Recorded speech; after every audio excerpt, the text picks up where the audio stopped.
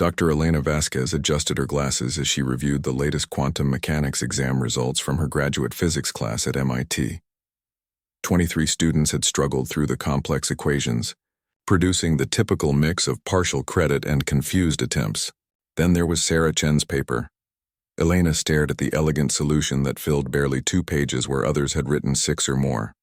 Sarah hadn't just solved the problem correctly, she had found a completely novel approach that simplified the mathematics in a way that made Elena question whether she fully understood quantum mechanics herself.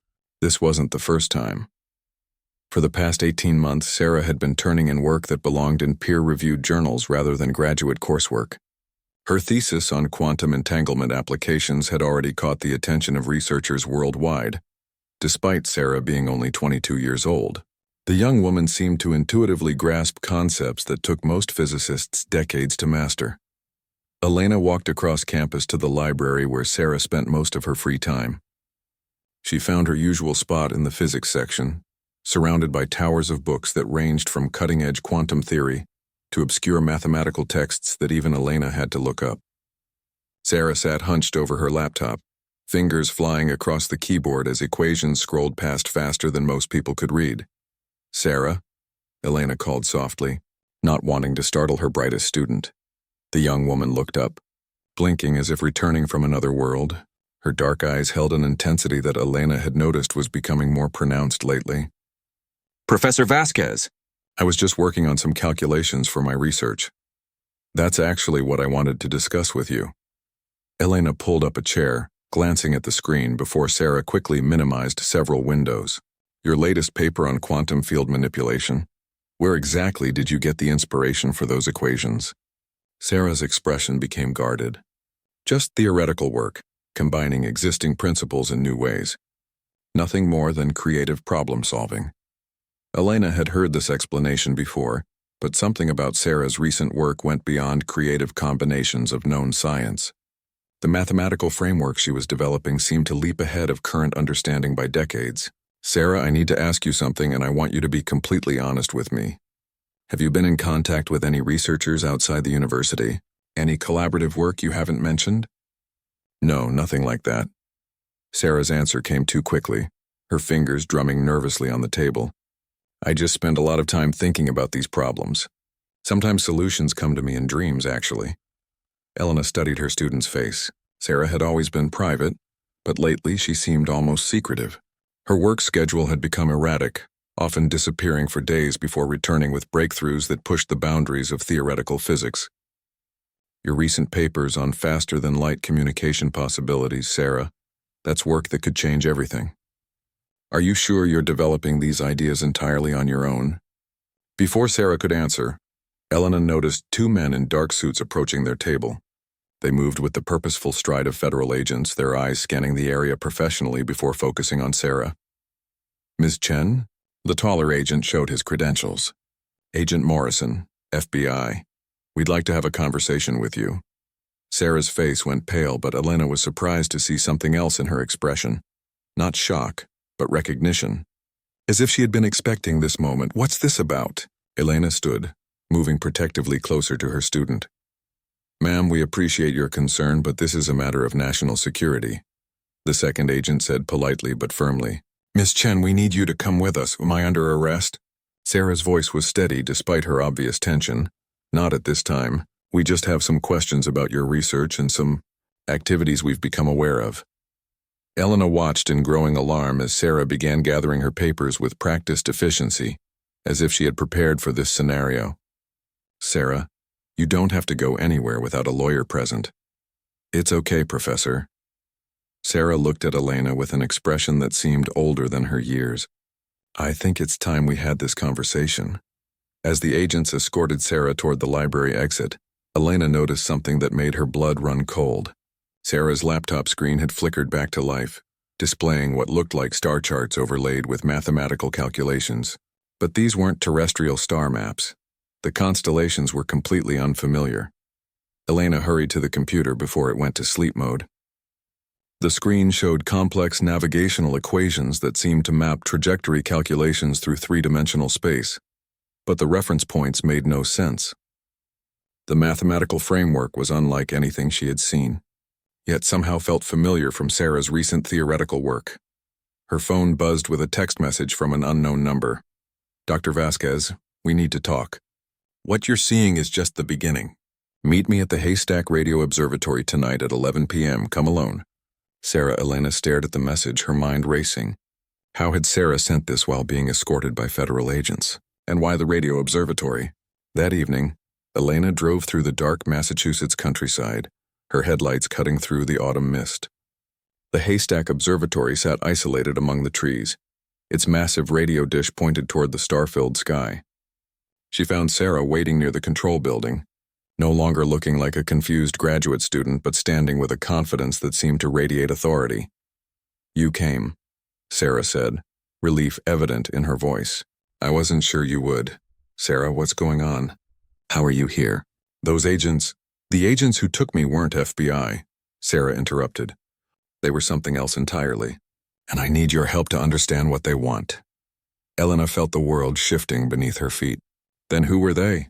Sarah looked up at the radio telescope, then back at Elena with eyes that seemed to hold secrets spanning light years. "That's the question that's going to change everything we thought we knew about humanity's place in the universe." The radio dish began to move, rotating toward a specific point in the night sky, and Elena realized that whatever she thought she knew about her brilliant student was about to be shattered completely. Sarah led Elena into the observatory's control room, her fingers dancing across keyboards with an expertise that spoke of previous visits. Banks of monitors flickered to life, displaying wavelength patterns and signal analyses that made Elena's physics background feel suddenly inadequate. "Sarah, how do you know how to operate this equipment?" Elena watched her former student. She was beginning to realize, manipulate complex radio astronomy systems like a seasoned researcher. "Because I've been using it for the past 8 months, Sarah replied without looking away from the screens. "Every Tuesday and Thursday night when the official observation schedule has gaps. The graduate students who work here think I'm just another researcher with clearance." Elena studied the readouts appearing on the monitors. The signals showed structured patterns that definitely weren't natural cosmic background radiation. "What exactly have you been listening for?" Sarah's hands paused over the controls. "Not listening for, listening to." She turned to face Elena, her young features shadowed by the glow of the displays. "Dr. Vasquez, what I'm about to tell you will sound impossible, but I need you to hear me out completely before you decide I'm delusional. After today, I'm prepared to believe almost anything." Sarah took a deep breath. 3 years ago, I started having dreams. Not normal dreams, detailed technical downloads of information that I would wake up remembering perfectly. Mathematical principles, physics concepts, engineering schematics. At first I thought I was just processing my studies subconsciously, but the information was far beyond anything I had learned. Elena sank into a chair, the implications hitting her. The breakthrough papers, the novel approaches to quantum mechanics, all came from these downloads. I would dream of equations that solved problems I hadn't even known existed. The dreams became more frequent, more detailed. Then 6 months ago, they changed completely. On the main screen, Sarah pulled up a series of recorded signals that looked like nothing Elena had ever seen. The waveforms showed intricate patterns that repeated with mathematical precision, but their complexity suggested an intelligence far beyond human capability. "These signals started coming through during my dream states," Sarah continued, "but I realized they weren't dreams at all. Someone or something was actively communicating with me, teaching me. And when I started using this radio telescope to trace the source of the signals, I discovered they were coming from a point in space that shouldn't exist." Elena leaned forward, studying the astronomical coordinates displayed on the screen. "What do you mean, shouldn't exist?" Sarah manipulated the display to show a star chart. "The signals originate from a location approximately 47 light-years from Earth, in the direction of the constellation Lyra. But there's nothing there according to our astronomical surveys. No star system, no celestial bodies, nothing but empty space. That's impossible. Radio signals can't originate from empty space." "Exactly. Which means either our understanding of physics is completely wrong, or someone is broadcasting from a location we can't detect with conventional astronomy." Sarah's voice dropped to almost a whisper. 3 weeks ago, the signals changed again. Instead of mathematical concepts, I started receiving what I can only describe as warnings. Elena felt a chill run down her spine. Warnings about what? Sarah pulled up another set of data, this one showing signal patterns that fluctuated wildly over recent dates. Something is coming to Earth. The intelligence that's been teaching me they're trying to prepare us. Prepare humanity for contact. Sarah, this is... Elena struggled to find words. If what you're saying is true, why you? Why would an alien intelligence choose a graduate student to receive these communications? I don't think they chose me specifically. I think they're broadcasting to anyone who might be capable of receiving and understanding the information. But most humans lack the neural pathways necessary to process direct data transmission. My brain apparently has some kind of natural compatibility. Elena studied the young woman she thought she had known. The men who took you today, you said they weren't really FBI. How do you know? Sarah's expression hardened. Because the real FBI has been monitoring my communications for months, but they've been careful to stay in the background. These men were different. They moved wrong, spoke with subtle accent patterns that suggested English wasn't their native language, and when they escorted me to their vehicle, the license plate was a government sequence that doesn't exist in any database. How could you possibly know that? Because I've learned to be very paranoid about who's watching me. One of the things my alien contacts taught me was basic counter-surveillance techniques. Sarah laughed grimly. Apparently humans aren't the only species that has to deal with internal security issues. Elena felt reality shifting around her like quicksand. Where did they take you? How did you get away? They brought me to a facility about 30 miles north of here. The building looked like a corporate office park, but the interior was definitely government. Multiple levels underground, high-tech security, personnel who moved with military precision. They questioned me for 4 hours about my research, specifically asking about any contact I might have had with non-terrestrial entities. They knew about the alien communications? Sarah nodded. They knew more than they should have. They had copies of papers I haven't published yet, detailed analyses of my mathematical work and recordings of radio signals I thought only I had access to. But here's the strange part. They seemed to be working from incomplete information, as if they were filling in gaps in their understanding. Elena tried to process this flood of revelations. How did you escape from a government facility? I didn't escape. They let me go. Sarah's smile was grim, but not before making it clear that they'll be watching everything I do. They think I'm some kind of security threat, but they're also afraid to eliminate me because they need the information I'm receiving. The radio telescope's speakers suddenly crackled to life, filled with a complex pattern of tones that sounded almost musical. Sarah rushed to the controls, her face lighting up with recognition. They're broadcasting again, she said, her fingers flying over the keyboard to record and analyze the incoming signal. This is stronger than usual, much stronger. Elena watched the monitors fill with incoming data streams that were far too complex for any human technology to generate. Sarah, if this is real, if we're actually receiving communications from an alien intelligence, we need to contact the scientific community, the government, someone with authority to... No. Sarah's voice was sharp with urgency. That's exactly what we can't do. The people who questioned me today, they're not the only ones monitoring this situation. There are multiple factions within our own government who have very different ideas about how to handle contact with an alien civilization. The signal pattern on the screen suddenly shifted, and Sarah's eyes widened in alarm. Something's wrong. This isn't the usual teaching transmission. Elena watched as the displays filled with what looked like urgent, repetitive patterns. Even without understanding the alien communication system, the tone felt unmistakably like a warning. What are they saying? Sarah's face went pale as she decoded the incoming message. They're telling us that the people who questioned me today aren't human. Elena stared at the alien message scrolling across the monitors, her scientific mind struggling to accept what Sarah had just translated. Not human? That's impossible. I saw them myself. They looked completely normal. Sarah's fingers worked frantically to decode more of the incoming transmission. The beings I call the teachers, they've been warning me about this for weeks.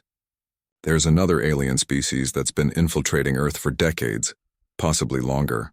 They call them the mimics because of their ability to perfectly replicate human appearance and behavior. Sarah, listen to yourself. This sounds like science fiction, not science. Does it? Sarah spun her chair to face Elena directly.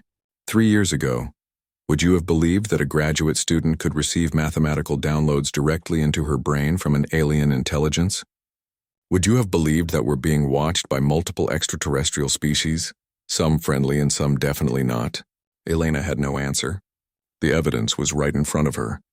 But accepting it meant abandoning everything she thought she knew about humanity's place in the universe.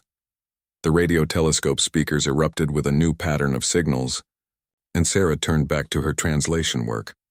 They're sending technical specifications now, biological markers that can identify the mimics. Apparently, while they can replicate human appearance perfectly, there are subtle physiological differences that can be detected with the right equipment. What kind of differences? Sarah studied the incoming data stream. Body temperature variations, electromagnetic field distortions around neural tissue, and genetic markers that show up under specific scanning frequencies. The teachers are basically giving us a field guide for identifying alien infiltrators. Elena felt a growing sense of dread. Why are they helping us? What do they want in return? That's the remarkable part. They don't seem to want anything except for humanity to survive and develop naturally. The teachers represent what they call the Galactic Preservation Council, an alliance of species dedicated to protecting developing civilizations from interference. And the mimics? Sarah's expression darkened as she decoded more of the message. They're from a species called the Dominion. They identify promising civilizations and gradually infiltrate them, steering their development to serve Dominion interests. Earth has been under Dominion influence for approximately 60 years. Elena felt the room spinning around her. 60 years. That means our entire technological development during the Cold War, the space program, computer evolution, internet development, all of it may have been guided by alien manipulation. Sarah paused her translation to look at Elena. The teachers say humanity was supposed to achieve interstellar travel naturally within the next century, but Dominion interference has been deliberately slowing our progress. The implications hit Elena like a physical blow. If they've been here for 60 years, how many of them are there? How deep does this infiltration go? Sarah's face went pale as new information flooded the screens. According to this data, there are approximately 12,000 mimics currently active on Earth. They're concentrated in positions of authority, government officials, military leaders, corporate executives, and key scientific researchers, including the people who questioned you today. Yes, but that's not the worst part. Sarah's voice was barely audible. The teachers are detecting massive energy signatures from Dominion vessels approaching our solar system. The infiltration phase is ending. They're preparing for direct intervention. Elena stood and began pacing, her mind racing through the implications. We have to warn someone. The real government, the military, the scientific community. Warn them of what? That aliens have been secretly controlling human development for decades, and now we're about to be invaded by the same species. Even if we could prove it, how do we know who to trust? The Dominion mimics could be anywhere, including among the people we'd try to warn. The radio signal suddenly shifted to an urgent, rapid-fire pattern that made both women freeze. Sarah's hands flew over the controls and her face went white as she translated the incoming message. What are they saying? The Dominion ships will arrive in 6 days. But that's not the emergency transmission.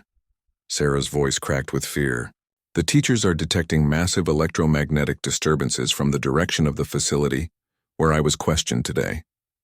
The mimics are preparing to activate some kind of suppression field. Elena felt ice in her veins. Suppression field for what? Human neural activity. They're going to try to shut down our ability to receive communications from the teachers. Sarah spun to face her professor. Dr. Vasquez, they're not just planning to invade Earth. They're planning to lobotomize our entire species. The monitors flickered as the alien transmission grew weaker, static beginning to interfere with the signal. Sarah worked desperately to maintain the connection, but the interference was growing stronger by the minute. The suppression field is already starting to affect our communications, Sarah said, fear evident in her voice. Within hours, I may lose contact with the teachers completely. Elena made a decision that went against every rational instinct she possessed. What do we need to do? Sarah looked at her with surprise. You believe me? I believe the evidence. And right now, the evidence says that humanity is about to face the greatest threat in our history. And you're the only person on Earth who can communicate with the only allies we have. Elena took a deep breath. So what's our next move? Sarah's expression shifted from fear to determination. The teachers have been preparing for this possibility. They've been downloading technical specifications into my dreams for months. Weapons, defensive systems, communication technology that can't be blocked by Dominion suppression fields. You have the blueprints for alien technology? Not just blueprints. Complete manufacturing specifications, material sciences, and operational procedures. The teachers say that humans have the natural intelligence and adaptability to build and use their technology, but we need time to prepare. Elena felt a spark of hope. How much time do we have? 6 days to build humanity's first line of defense against an alien invasion. Sarah turned back to the monitors, where the signal was growing steadily weaker. And we have to do it while being hunted by alien infiltrators who have been preparing for this moment for 60 years. The radio telescope speakers emitted a final burst of complex tones before falling silent. The screens went dark except for the recording equipment, which continued to process the massive amount of data they had received. The communication link is severed, Sarah said quietly. From now on, we're on our own. Elena looked at her former student, now humanity's only contact with an alien alliance, and realized that everything she had thought she knew about the universe had just been turned upside down. Sarah, I need you to be completely honest with me. What are our chances? Sarah saved the alien data files and began shutting down the radio equipment. The teachers say that humans have something most species lack, an absolute refusal to accept defeat even when facing impossible odds. They call it the Terran paradox. And that gives us an advantage? Sarah smiled grimly as she gathered her equipment. It means that while the Dominion has studied our technology and our military capabilities, they have no idea what humans are capable of when we're fighting for our survival. As they prepared to leave the observatory, Elena caught sight of movement in the tree line surrounding the facility. Dark figures were emerging from the forest, moving with inhuman precision toward the building. Sarah, Elena whispered, I think our time just ran out. Sarah followed Elena's gaze and immediately began gathering the most critical data drives. Emergency exit through the basement, she said with a calm that suggested she had planned for this scenario. The teachers warned me that the mimics would eventually track our communications. As they hurried toward the stairwell, Elena caught a glimpse of the approaching figures through the window. They moved with perfect coordination, like a military unit. But something about their gait seemed slightly off, too precise, lacking the natural irregularities of human movement. How many escape routes do you have planned? Elena asked as they descended into the observatory's lower levels. 7, but the mimics are probably monitoring all of them by now. Sarah led them through a maze of equipment rooms and storage areas. The teachers gave me something better than escape routes. They gave me the location of other humans who've been receiving their communications. Elena stopped short. There are others like you? 12 that we know of, scattered across the globe. The teachers call us receivers, humans whose neural structure is compatible with their communication system. Sarah opened a concealed panel in the basement wall, revealing a tunnel that Elena was certain hadn't existed in the building's original blueprints. Most of them don't even realize what's happening to them. They think they're just having unusually vivid dreams about advanced mathematics and physics. They crawled through the narrow tunnel, emerging in a drainage culvert a quarter-mile from the observatory. Sarah had clearly spent considerable time preparing these escape routes, complete with cached supplies and transportation. Where are we going? Elena asked as they climbed into a nondescript sedan hidden in the woods. MIT has a nuclear physics lab with the equipment we need to build the first prototype, Sarah said, starting the engine. But first we need to contact the other receivers and convince them that their dreams are actually alien downloads, preparing humanity for war. As they drove through the dark Massachusetts countryside, Elena tried to process everything she had learned. Sarah, if the Dominion has been infiltrating Earth for 60 years, they must have contingency plans for this scenario. How do we know they haven't already compromised the other receivers? We don't. That's why the teachers developed a verification protocol.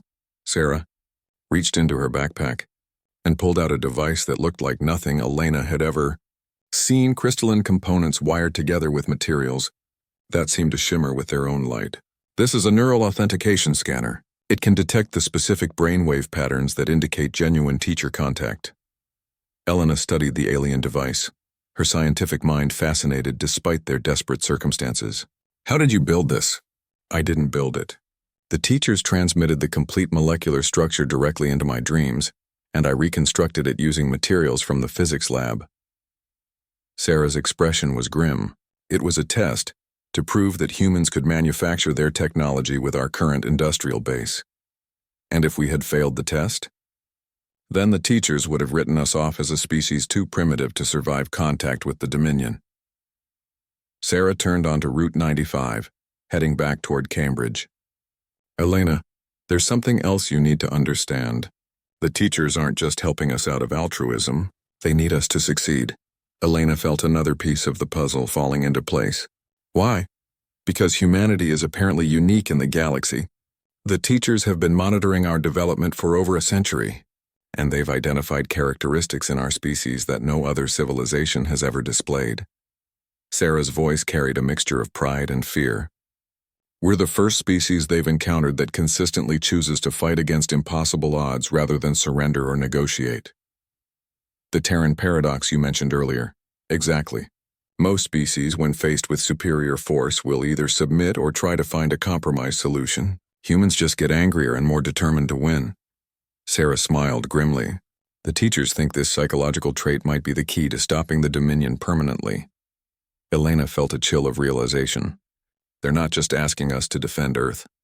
They want us to help them fight a galactic war. The Dominion has been expanding across the galaxy for thousands of years, assimilating or destroying every civilization they encounter. The Preservation Council has been fighting a defensive war, trying to protect developing species. But they've never been able to mount an effective offensive. Sarah's hands tightened on the steering wheel. Until now. As they entered Cambridge, Elena noticed unusual activity on the normally quiet streets. Military vehicles were stationed at key intersections, and helicopters circled overhead with searchlights. Sarah, I think we're driving into a trap. No, this is something else. Sarah pulled into a parking garage near MIT and turned off the engine. The teachers warned me that as the Dominion ships get closer, their suppression field would start affecting human technology. Military systems would be the first to experience malfunctions. Elena looked up at the helicopters circling overhead. You're saying those aircraft are malfunctioning because of alien interference? I'm saying that within the next 48 hours, every electronic system on Earth is going to start experiencing random failures. Communication networks, power grids, transportation systems, everything dependent on microprocessors will become unreliable. Sarah gathered her equipment. The Dominion likes to soften up their targets before direct intervention. They made their way across campus toward the nuclear physics building, staying in shadows and avoiding the increased security presence. Helena couldn't shake the feeling that they were walking into the end of the world. Sarah, even if we can build weapons based on teacher technology, how do 12 humans fight an alien invasion? We don't fight the invasion directly. We fight the infiltration. Sarah used a key card to access the physics building, another sign of her long-term planning. The mimics have been steering human development for decades, but they've also created a vulnerability. They're completely dependent on their command structure and communication systems. Elena followed Sarah through the empty corridors toward the advanced laboratory facilities. You're talking about a decapitation strike against their leadership. More than that, the teachers have identified the location of the Dominion's primary control facility on Earth. It's disguised as a corporate headquarters, but it contains the technological infrastructure that allows 12,000 mimics to maintain perfect human disguises. They entered a laboratory filled with equipment that could fabricate materials at the atomic level. Sarah immediately began setting up her alien scanner and connecting it to the lab systems. If we can destroy that facility, every mimic on Earth will lose their ability to maintain human appearance. They'll be exposed, and humanity will finally know what we're really fighting. Elena watched Sarah work with equipment worth millions of dollars, as if she had been using it for years. And then what? Even if we expose them, they still have superior technology and 60 years of strategic positioning. Sarah paused in her work and looked at Elena with an expression that seemed far older than her 22 years. Then we find out if the teachers are right about human nature. If they're correct, exposure of the mimics will trigger something they call the Terran response, a species-wide mobilization that no alien civilization has ever successfully countered. And if they're wrong, then humanity becomes the latest addition to the Dominion Empire, and the galaxy loses its last hope for freedom. Sarah returned to her work, her hands steady despite the magnitude of what they were attempting. But Elena, I've spent 3 years downloading the collective knowledge of a spacefaring civilization directly into my brain. I've seen mathematical proofs of human psychological uniqueness that span thousands of pages. Elena felt something stirring in her chest. Not hope exactly, but a fierce determination that surprised her with its intensity. What do you need me to do? Sarah smiled, and for the first time since this nightmare began, Elena saw genuine optimism in her former student's eyes. Help me wake up the rest of our species, because in 4 days when those Dominion ships arrive, I want them to discover that conquering humanity was the worst mistake they ever made. As if summoned by Sarah's words, every electronic device in the laboratory suddenly flickered and went dark for 3 seconds, before returning to normal operation. The alien suppression field was getting stronger. Their time was running out. Working through the night, Sarah and Elena managed to construct 3 neural authentication scanners before the laboratory's equipment began experiencing more frequent malfunctions. Each device was roughly the size of a smartphone, but composed of materials that seemed to bend light around their crystalline surfaces. The suppression field is getting stronger, Sarah observed as another power fluctuation swept through the building. We have maybe 18 hours before conventional electronics become completely unreliable. Elena tested one of the completed scanners, watching as it displayed readouts and symbols that her mind somehow understood despite their alien origin. How is this possible? I can read these displays, but I've never seen this written language before. The teachers embedded translation protocols in the technical specifications. Anyone who handles their technology for more than a few minutes develops basic comprehension of their communication systems. Sarah packed the devices carefully. It's part of their rapid deployment strategy for emergency situations. Elena felt a growing sense of the monumental forces at work around them. They've really been planning for this confrontation for a long time, haven't they? The teachers have been fighting the Dominion for over 4,000 years. Earth represents the first real opportunity. They've had to recruit allies with the psychological profile necessary for victory. Sarah consulted her watch, 3:47 a.m. We need to start contacting the other receivers before the communication networks fail completely. They used Elena's university access to tap into global communication systems while the infrastructure still functioned. The list of receivers that Sarah had compiled included a quantum physicist in Tokyo, a software engineer in São Paulo, a graduate student in theoretical mathematics at Oxford, and 9 others scattered across 6 continents. Dr. Yuki Tanaka in Japan was the first to respond to our coded message, Elena reported, monitoring the secure channels Sarah had established. She's been experiencing the mathematical downloads for 18 months and has already built something she calls a consciousness amplifier. That's probably a neural interface device. The teachers have been guiding each receiver toward developing different aspects of their technology base. Sarah's fingers flew across multiple keyboards as she coordinated communications with awakening receivers around the globe. Marcus Chen in Brazil has constructed what he thinks is an advanced battery system, but it's actually a power source capable of running teacher technology.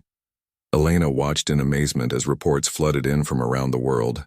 Each receiver had been unconsciously building components of an integrated defense system, thinking they were pursuing independent research projects. Sarah, this level of coordination across 12 individuals who've never met, it's like the teachers have been conducting a global orchestra. More than that, they've been preparing humanity for a war we didn't even know we were going to fight. Sarah pulled up a world map showing the locations of all known receivers. Look at the geographical distribution. Elena studied the pattern and felt her breath catch. They're positioned to cover every major population center and technological hub on Earth, and each one has been developing technology that addresses a specific vulnerability in Dominion operations. Sarah highlighted different locations on the map. Dr. Tanaka's consciousness amplifier can detect mimic neural patterns. Marcus's power systems can operate despite electromagnetic interference. Professor Williams at Oxford has built scanning equipment that can track cloaked ships. Elena felt the scope of the teacher's planning settling over her like a weight. They haven't just been preparing us to fight. They've been preparing us to win. Their secure communication system suddenly crackled with an urgent transmission from Dr. Tanaka in Tokyo. Her voice carried across the static-filled connection with barely controlled excitement. Sarah, I've been monitoring electromagnetic disturbances over the Pacific. Something massive is approaching Earth from the direction of Jupiter. Multiple objects, each easily the size of a city. Elena felt her stomach drop. The Dominion fleet. Sarah was already pulling up astronomical monitoring data from observatories around the world. They're ahead of schedule. The suppression field must be more effective than the teachers anticipated. More reports flooded in from other receivers. The software engineer in Brazil detected coordinated cyber attacks against global communication networks. The mathematician at Oxford reported unusual gravitational anomalies suggesting massive objects moving through the outer solar system. They're jamming our communications while accelerating their approach, Elena realized. They don't want to give us time to organize a response. Sarah's expression was grim as she downloaded the latest data from the teacher communications array. There's something else. The receivers are reporting that mimics in their areas are beginning to behave strangely, more aggressive, less concerned about maintaining perfect human disguises. Elena felt ice in her veins. They're preparing to drop the pretense, which means the infiltration phase is ending. The Dominion ships will arrive in approximately 36 hours, and when they do, the mimics will reveal themselves and begin active suppression of human resistance. Elena looked at the map showing 12 individuals scattered across the globe, each with partially completed alien technology, facing an invasion fleet and 12,000 embedded enemy agents. Sarah, even with everything the teachers have given us, how can 12 people possibly coordinate a defense against those odds? Sarah was quiet for a long moment, studying the incoming data streams. Then she looked up with an expression Elena had never seen before. Not hope, not determination, but something far more dangerous. The teachers made one critical miscalculation about human psychology. Sarah said slowly. They assumed that the receivers would be the primary resistance force. But they underestimated something fundamental about our species. What do you mean? Humans don't just fight when we're trained and equipped for war. We fight when we're angry. Sarah began downloading files to portable storage devices with urgent efficiency. The teachers have been focused on preparing 12 individuals with advanced technology. But the Dominion is about to trigger something much more powerful. Elena felt understanding dawn. You're talking about exposing the truth to the entire human population. Not just exposing it, proving it in a way that will make every human on Earth understand exactly what's been done to us for the past 60 years. Sarah's smile was sharp with anticipated vengeance. The teachers call it the Terran response, but I don't think they fully comprehend what they're about to witness. Elena helped Sarah gather their equipment as another power fluctuation swept through the building. What's the plan? We're going to use the Mimic command facility against them. Instead of just destroying it, we're going to hack into their communication system and broadcast the truth to every human on Earth simultaneously. Can we do that with teacher technology? We can do something better. We can force every mimic on Earth to reveal their true appearance at the same moment, while documenting everything and transmitting it globally. Sarah shouldered her pack and headed for the door. By the time the Dominion fleet arrives, they're going to find a planet where 7 billion humans know exactly who their real enemies are.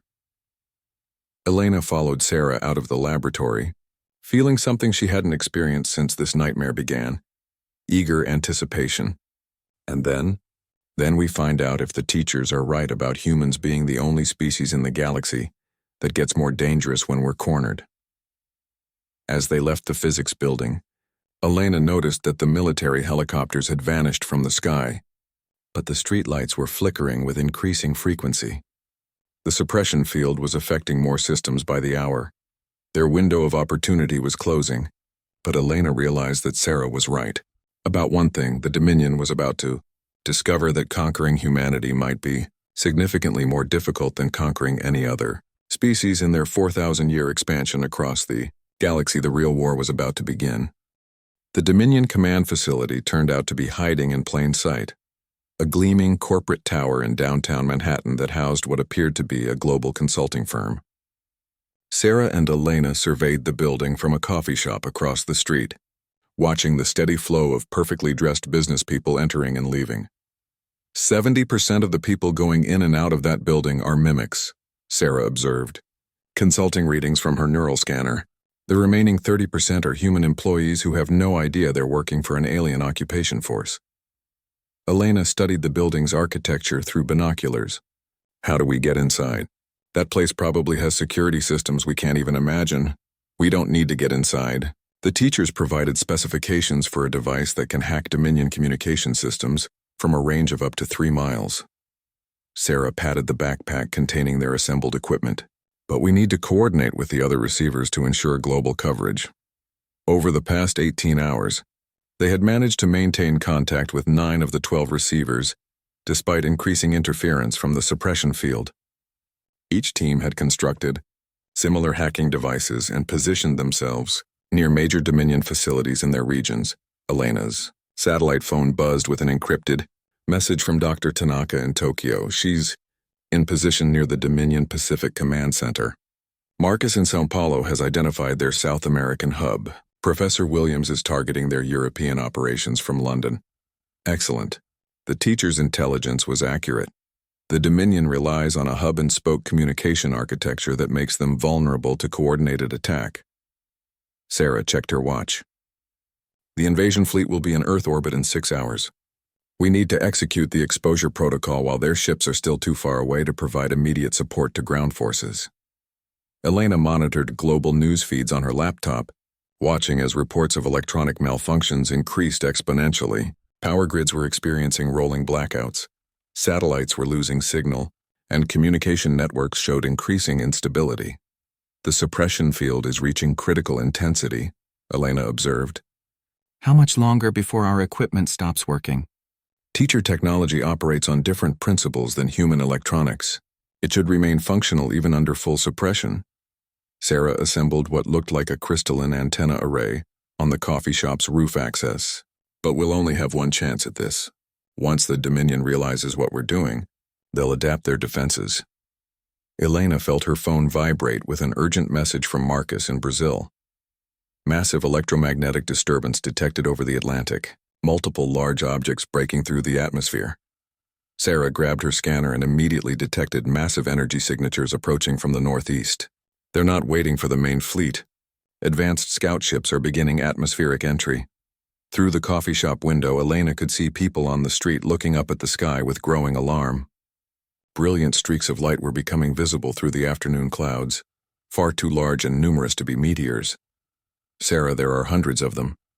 Dominion dropships. They're deploying ground forces to secure key positions before the main invasion begins. Sarah's voice was tight with urgency.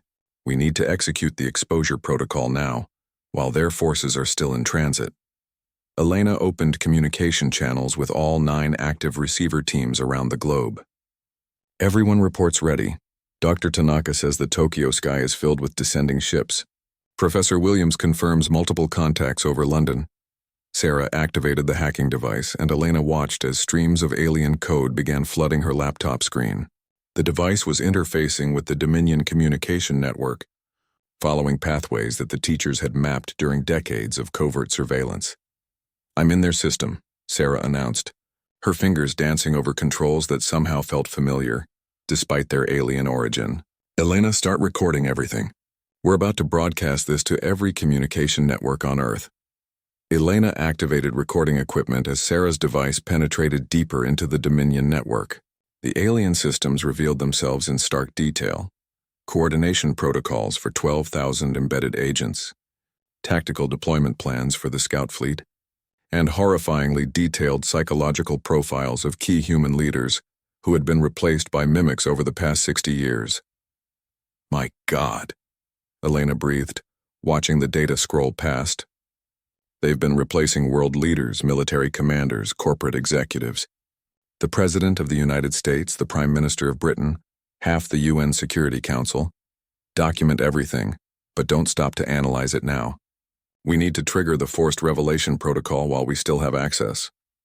Sarah located the command pathways that controlled mimic disguise systems. This is going to hurt them. Maintaining human appearance requires constant energy expenditure.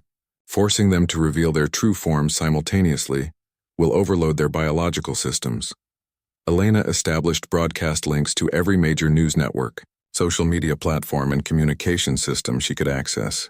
The suppression field was making connections unstable, but teacher technology seemed to cut through the interference like a knife through paper.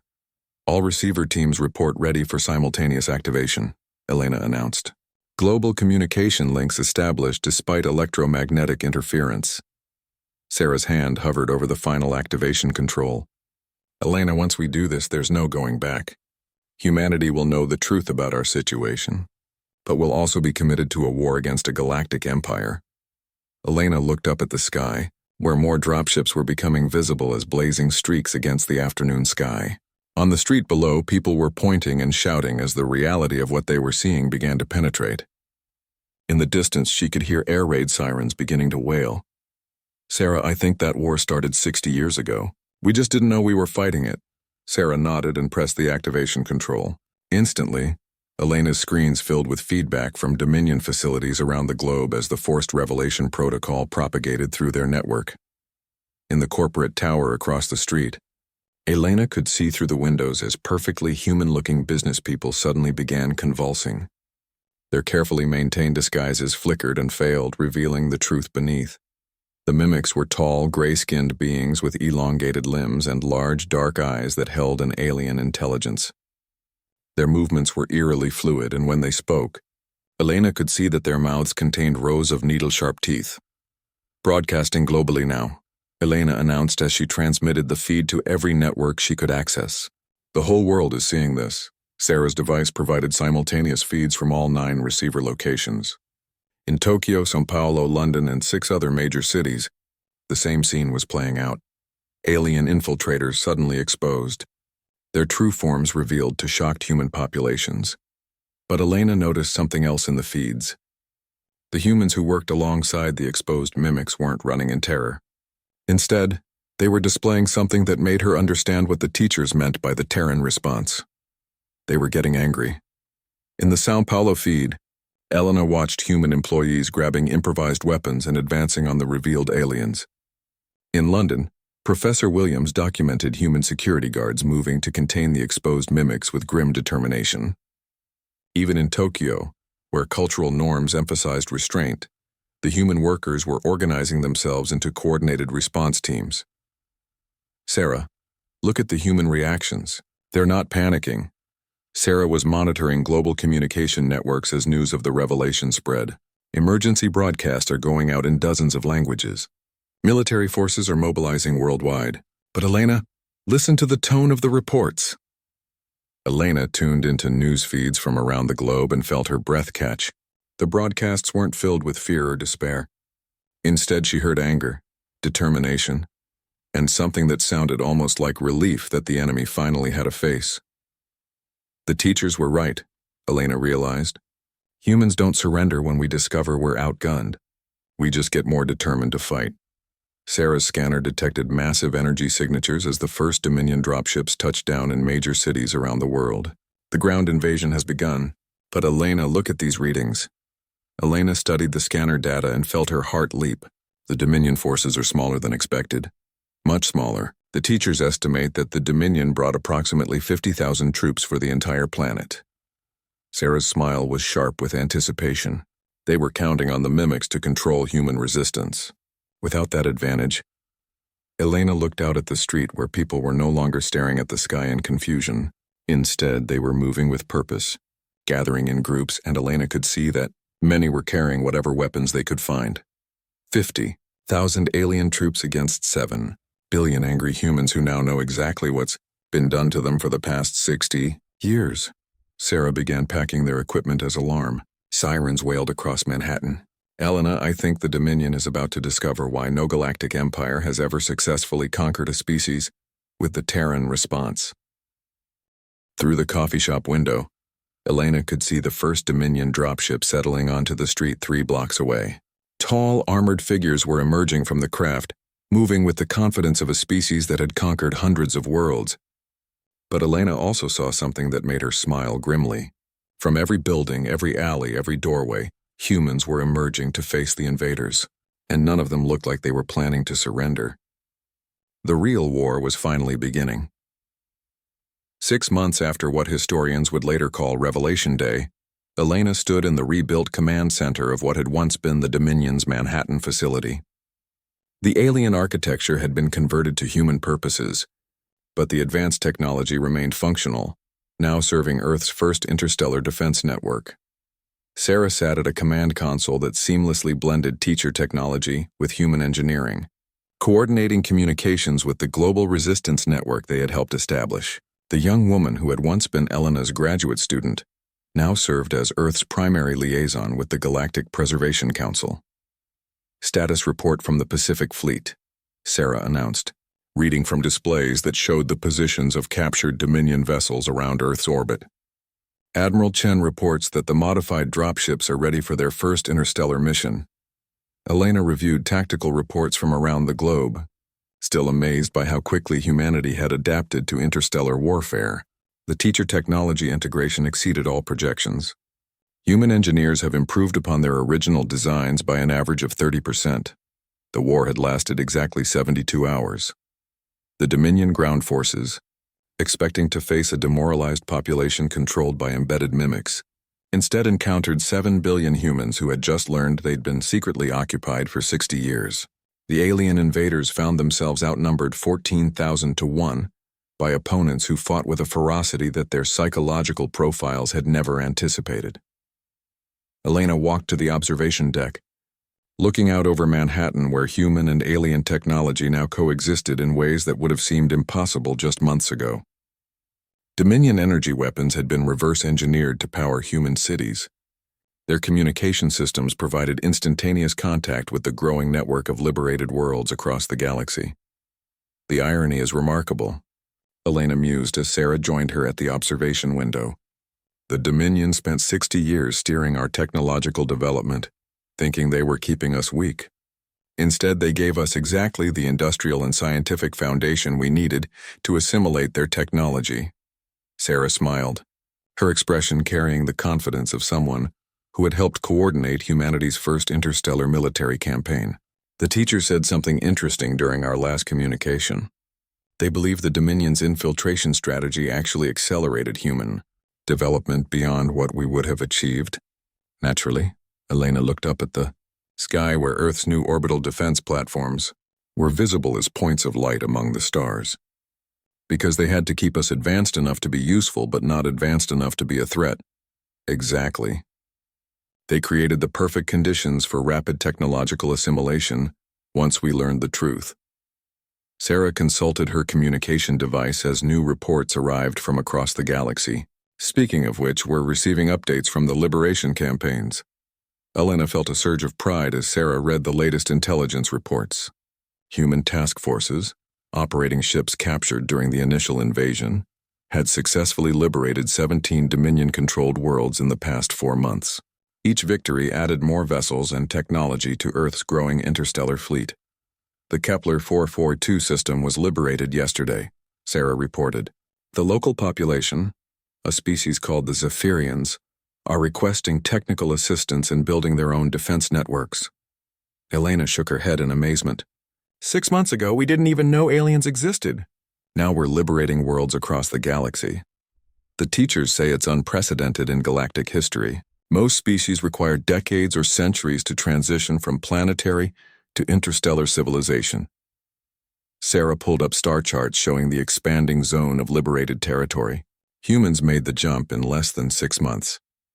Elena studied the tactical displays, noting the efficiency with which human forces had adapted to 3-dimensional space warfare. The Dominion made one critical error in their assessment of human psychology, which was, they assumed that discovering we'd been secretly controlled would demoralize us. Instead, it just made us angrier. Elena pointed to the latest reports showing Dominion forces in full retreat across multiple sectors. Every world they controlled for centuries is now a potential rebellion, waiting for human support. Sarah activated a holographic display showing the current strategic situation across known space. The Dominion Empire, which had dominated the galaxy for millennia, was contracting rapidly as world after world declared independence with human military support. The most remarkable thing is how quickly other species adapted the Terran response, Sarah observed. Once they saw that resistance was possible, they began displaying psychological traits that the teachers had never observed before. Elena watched as updates flowed in from liberation campaigns across the galaxy. It's almost as if we taught them how to be angry about their situation. The teachers have a theory about that. They believe that humans don't just possess the Terran response, we can trigger it in other species through example. Sarah highlighted several star systems where local populations had successfully expelled Dominion forces using tactics learned from human military advisors. We're not just liberating worlds. We're teaching the galaxy how to fight back. Elena felt the weight of humanity's new role in galactic affairs settling over her. That's a significant responsibility, but one we're apparently well suited for. Sarah pulled up a communication from the Teacher Council. They're formally requesting that Earth serve as the military command center for what they're calling the Galactic Liberation Alliance. Elena read through the proposal, noting the scope of what was being offered. Humanity would have access to the combined knowledge and resources of dozens of species, in exchange for providing military leadership and strategic coordination for the anti-Dominion resistance. What's our response? Sarah's smile held a hint of the fierce determination that had carried them through the invasion. Admiral Chen and the UN Security Council are unanimous. Earth accepts the role of Alliance military command. Elena looked out at the transformed city below, where human children played in parks surrounded by architecture that blended terrestrial and alien design elements. Do you ever think about what would have happened if the teachers had never contacted you? Sometimes. But then I remember something Dr. Tanaka said during the liberation of the Centauri colonies. Sarah turned away from the window, her expression thoughtful. She believes the teachers didn't choose humans because we were special. She thinks they chose us because we were necessary. Elena followed Sarah back to the command center, where reports continued to stream in from human fleets operating across the galaxy. Necessary for what? For teaching the galaxy that no empire, no matter how powerful or how ancient, is more powerful than the collective will of free civilizations. Sarah took her position at the communication console. The Dominion ruled through fear and the assumption that resistance was futile. We proved that assumption wrong. Elena settled at her own station, reviewing intelligence reports from the ongoing campaigns. And now every species in the galaxy knows that liberation is possible. More than possible. Inevitable. Sarah opened communication channels with human fleet commanders operating in distant star systems. The teachers estimate that at current rates of expansion, the Dominion Empire will cease to exist within 2 years. Elena felt a surge of satisfaction as she processed the strategic implications. 4,000 years of galactic tyranny, ended by a species that didn't even know aliens existed 7 months ago. Sarah's expression turned serious as she received a priority communication from the Teacher Council. Elena, they're detecting massive energy signatures from the galactic core. Something's moving this way. Elena felt her pulse quicken. Dominion reinforcements? No, the signatures are different, older, more powerful. The teachers think it might be the original Dominion homeworld, finally responding to the threat we represent. Elena looked at the tactical displays showing human forces scattered across dozens of star systems, each one a potential target for retaliation. How long before they arrive? Approximately 6 months. But Elena, there's something else. Sarah's voice carried a note of anticipation that Elena had learned to recognize. The teachers aren't concerned. They think this might be exactly what we've been preparing for. Elena felt understanding dawn, the final confrontation, not just a battle. The teachers believe that if we can defeat the Dominion core forces, we'll trigger a galaxy-wide liberation that will end their empire permanently. Sarah turned to face Elena with an expression that reminded her of the determined graduate student who had started this journey. They think humanity is about to do something no species in galactic history has ever accomplished.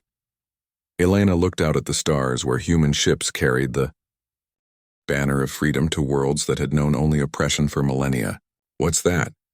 Win a war that everyone said was unwinnable, against an enemy everyone said was invincible, and prove that the only thing more dangerous than human anger is human determination to protect the freedom of others. Elena smiled as she activated her communication systems to coordinate with human commanders across the galaxy. In 6 months, they would face the ultimate test of everything they had learned about interstellar warfare. She was looking forward to it.